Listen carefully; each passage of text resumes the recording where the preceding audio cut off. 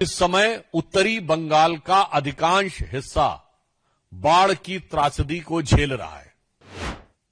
दूसरी तरफ पश्चिम बंगाल की मुख्यमंत्री जी का मीडिया में वीडियो अवेलेबल है कि वो कोलकाता में एक उत्सव में नृत्य कर रही हैं। दुर्गा पूजा के दौरान 12 लोग इलेक्ट्रिसिटी के शॉक से मारे गए, परंतु उसके बावजूद भी सरकार के चेहरे पर शिकन नहीं आई और सारे उत्सवों में सहभागिता यथावत रही। एक तरफ बिहार चुनाव की तरफ बढ़ रहा है, यानी लोकतंत्र की एक नवगति की तरफ बढ़ रहा है, और उसके बगल में पश्चिम बंगाल लोकतंत्र की दुर्गति की तरफ बढ़ रहा है। आज जिस प्रकार की घटना पश्चिम बंगाल में हुई है, उसे यदि लोकतंत्र का शोक गीत कहा जाए तो अतिशयोक्ति न होगी। The dastardly incidents which has happened in West Bengal today, if it is said that this is the swan song of democracy, it should not be inappropriate. पश्चिम बंगाल में जब से तृणमूल कांग्रेस की सरकार आई है, हिंसा, मर्यादाओं को ध्वस्त करना, कानून व्यवस्था को ध्वस्त करना एक बहुत सामान्य बात हो गई है। और उसके साथ साथ पश्चिम बंगाल की सरकार और वहां की मुख्यमंत्री ममता बनर्जी जी की असंवेदनशीलता भी अपनी पराकाष्ठा के पार है। आप सभी जानते हैं कि इस समय उत्तरी बंगाल का अधिकांश हिस्सा बाढ़ की त्रासदी को झेल रहा है। दूसरी तरफ पश्चिम बंगाल की मुख्यमंत्री जी का मीडिया में वीडियो अवेलेबल है कि वो कोलकाता में एक उत्सव में नृत्य कर रही हैं। ये दोनों चित्र अपने आप में बहुत हृदय विदारक है। इससे पूर्व भी दुर्गा पूजा के दौरान 12 लोग इलेक्ट्रिसिटी के शॉक से मारे गए, परंतु उसके बावजूद भी सरकार के चेहरे पर शिकन नहीं आई और सारे उत्सवों में सहभागिता यथावत रही। अभी जो स्थिति है उत्तरी बंगाल में 28 लोगों के मृत्यु के समाचार और हजारों लोगों के बेघरबार होने की स्थितियां हैं। एक तरफ भारतीय जनता पार्टी के सभी नेता, सांसद और विधायक उन बाढ़ पीड़ितों की सेवा के लिए अपनी अपनी क्षमता अनुसार जी जान से लगे हुए हैं। प्रधानमंत्री श्री नरेंद्र मोदी जी उस बाढ़ के कार्यों की समीक्षा पूरी संवेदनशीलता और सजगता के साथ कर रहे हैं। दूसरी तरफ तृणमूल कांग्रेस की नेत्री न सिर्फ जिस प्रकार के वीडियो में नृत्य करती हुई दिख रही वो तो एक पक्ष है, परंतु सेवा कार्य में जुटे हुए हमारे नेताओं पर जिस ढंग का कातिलाना और हिंसक हमला हुआ है, वो अपने आप में बहुत दुखद और बहुत खतरनाक है। हमारे प्रदेश अध्यक्ष और सांसद श्री श्रमिक भट्टाचार्य, हमारे विधायक श्री शंकर घोष और ट्राइबल समुदाय से आने वाले हमारे दूसरी बार के सांसद श्री खगेन मुर्मू पर जिस प्रकार का कातिलाना हमला हुआ है, उनका जो रक्त रंजित चेहरा है, मतलब जिसे आप सामान्य भाषा में कहते हैं एकदम खून खच्चर हो जाना, वो अगर आपने देखा होगा तो निश्चित रूप से कोई पत्थर दिल आदमी होगा जिसका कि हृदय न पिघला हो। तो आज हम पश्चिम बंगाल की सरकार से पूछना चाहते हैं कि आपके शासनकाल में यदि सांसद और विधायक भी सुरक्षित नहीं है, उनके ऊपर इस प्रकार का कातिलाना हमला होता है और उसके ऊपर पश्चिम बंगाल की सरकार और इंडी गठबंधन के समस्त नेताओं की चुप्पी लोकतंत्र के लिए बहरा करने वाली चुप्पी है। मैं कह सकता हूं this is the defining silence for democracy if all those INDI alliance members and Trinamool Congress remain silent on this.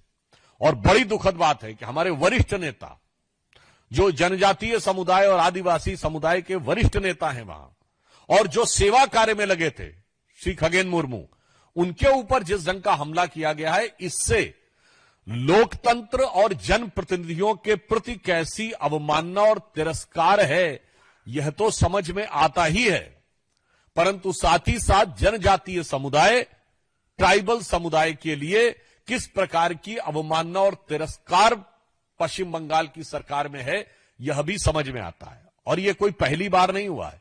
आपको ध्यान हो, संदेश खाली में उस अत्याचार की शिकार अधिकांश महिलाएं जनजातीय समुदाय से थी और किस निर्लज्जता पूर्वक उनके अपराधी को बचाने का प्रयास किया गया। अभी कुछ दिन पहले का एक वीडियो अवेलेबल है, मैं तो प्रश्न पूछना चाहूंगा।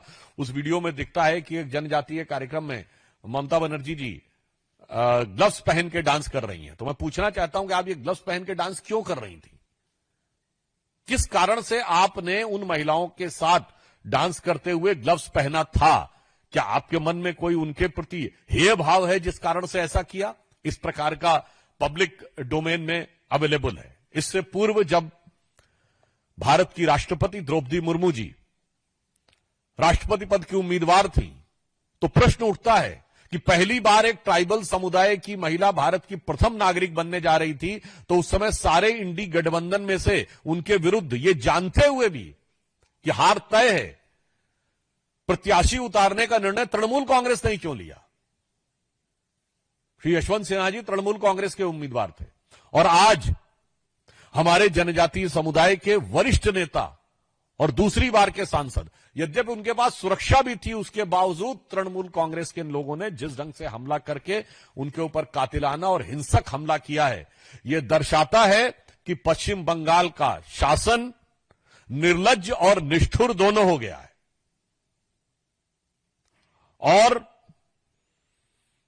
इससे मैं कह सकता हूं कि आप सबने वो अंग्रेजी में कहावत सुनी होगी कि the Rome was burning and the Nero was singing, but here the situation is the Bengal is drowning and Mamata ji is dancing.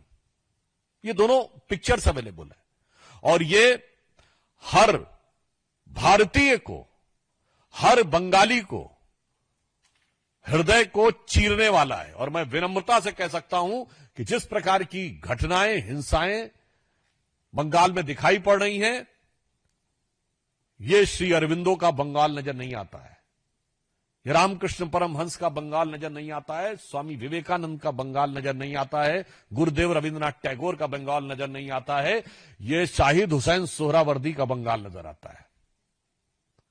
आज जो भी परिस्थितियां हैं उसमें सर्वप्रथम हम जो लोग बाढ़ की विभीषिका को झेल रहे हैं, उनके प्रति भारतीय जनता पार्टी के समस्त कार्यकर्ता जो सेवा कर रहे हैं, उनके साथ और बाढ़ पीड़ितों के साथ हम संवेदना व्यक्त करना चाहते हैं और लगातार उन सेवा कार्य में जुड़े लोगों के ऊपर हिंसा को बढ़ावा देने और उकसाने के लिए हम इस बात की कठोर भर्त्सना करना चाहते हैं और हम आश्वस्त हैं कि बंगाल की प्रबुद्ध जनता इस समस्त षड्यंत्र और इस समस्त दुरभिसंधि को देख रही है और वो इसका उचित और एप्रोप्रिएट आंसर आगे चुनावों में देगी।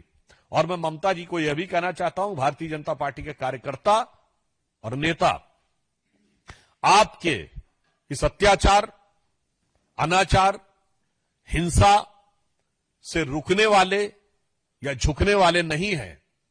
हम उस संकल्प के साथ आगे बढ़ रहे हैं कि वह पथ क्या पथिक कुशलता क्या, जो पथ में बिखरे शूल न हो। वह पथ क्या पथिक कुशलता क्या, जो पथ में बिखरे शूल न हो। नाविक की धैर्य परीक्षा क्या, जो धाराएं प्रतिकूल न हो। और अंत में मैं सिर्फ यह कहना चाहता हूं कि पश्चिम बंगाल के जिसे इस भद्रलोक को आज पश्चिम बंगाल में हिंसा, उपद्रवीय एलिमेंट्स को साथ में लेना, अनेक प्रकार के कट्टरपंथी राष्ट्र विरोधी तत्वों का संरक्षण देने का जो कार्य तृणमूल कांग्रेस की सरकार के छत्र छाया में किया जा रहा है, दामने रहमत में किया जा रहा है, वो पश्चिम बंगाल की उस भद्र लोक की संस्कृति का सबसे बड़ा अपमान है। और पश्चिम बंगाल की जनता, हमें पूर्ण विश्वास है कि इसका करारा जवाब आने वाले चुनाव में देगी। और संभवतः ममता जी को यह पता लग चुका है कि उनकी हार अवश्य संभावी है, इसलिए उनके कार्यकर्ता खीज और बौखलाहट में इस प्रकार की हिंसा की घटनाओं को अंजाम देने की खिसियाहट और बौखलाहट दिखा रहे हैं। धन्यवाद। आपका इस विषय से संबंधित कोई प्रश्न हो तो? सर, 2019 के लोकसभा चुनाव से देख रहे हैं, विभागीय विधानसभा चुनाव लगातार जो बीजेपी के नेता हैं, कार्यकर्ता हैं, उनका का शिकार पश्चिम बंगाल में होते रहे, तो आपका कहना है कि इसमें भी सीधे टीएमसी के कार्यकर्ताओं ने हमला किया है, ये आरोप है, और विकल्प क्या है बीजेपी के पास? राष्ट्रीय शासन तक की मांग तो देखिए, बहुत स्पष्ट बात यह है कि यदि सांसद के ऊपर इतना बड़ा हमला होता है तो बगैर राजनीतिक संरक्षण के नहीं हो सकता। This is a clear cut political violence, और यह जग जाहिर सत्य है। इसके बारे में कोलकाता उच्च न्यायालय के कई टिप्पणियां भी अवेलेबल हैं कि 2021 के चुनाव के बाद जो हिंसा हुई थी वो सीधे सीधे राजनीतिक कार्यकर्ताओं के द्वारा की गई है। तो मुझे लगता है इस विषय में पूरी पृष्ठभूमि देखते हुए कोई शक की गुंजाइश नहीं रहती। पुनः मैं कहना चाहता हूं कि यदि जनप्रतिनिधि, सांसद और ट्राइबल सांसद के ऊपर प्रदेश अध्यक्ष पे, विधायक पे हमला होता है तो आप इसे सामान्य लॉ एंड ऑर्डर की बात नहीं कर सकते। यह बिल्कुल तय है कि वह राजनीतिक संरक्षण या राजनीतिक निर्देश के तहत हो रहा है।